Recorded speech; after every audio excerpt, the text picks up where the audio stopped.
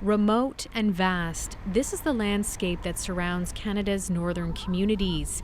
For those experiencing violence, the isolation is that much greater. For some, help can be that much further away. And these are pictures of my oldest son, Akacho. Me and him have been through a lot together, through all the bad stuff in our life.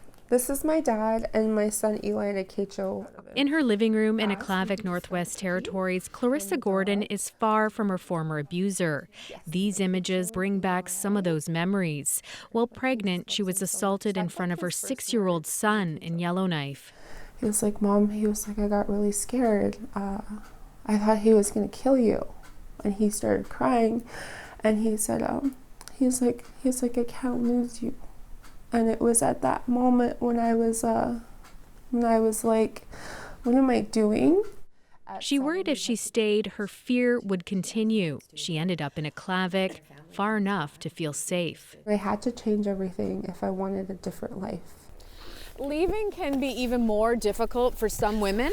The only way out of the community in the wintertime is by plane or driving on an ice road like this one. The nearest community is hours away, there's no cell service, and there's nowhere to stop.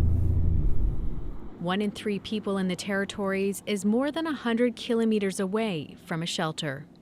Women that we see most often are women without resources, without other places to go, and without family support. This is where Lyda Fuller is the executive director of the YWCA for the Northwest Territories. She says creating more shelters is complicated. She'd like to see more, but they are costly and housing is limited. It hasn't even been possible to protect the shelters we already have. If you can have an immediate option, that could save a life. Well, you wouldn't have to leave your home community. I heard an old story, how a Savior came from glory. Clarissa prays for her family and strength she now has to share her story.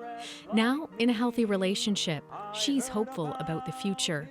I feel like a lot of this is hush-hush, right? Nobody wants to talk about it. My son is seeing different. He's seeing what it's supposed to be like now. You know, there's still so much hope for him and for everybody. And she has greater hope for her community. Kate Kyle, CBC News, Aklavik, Northwest Territories.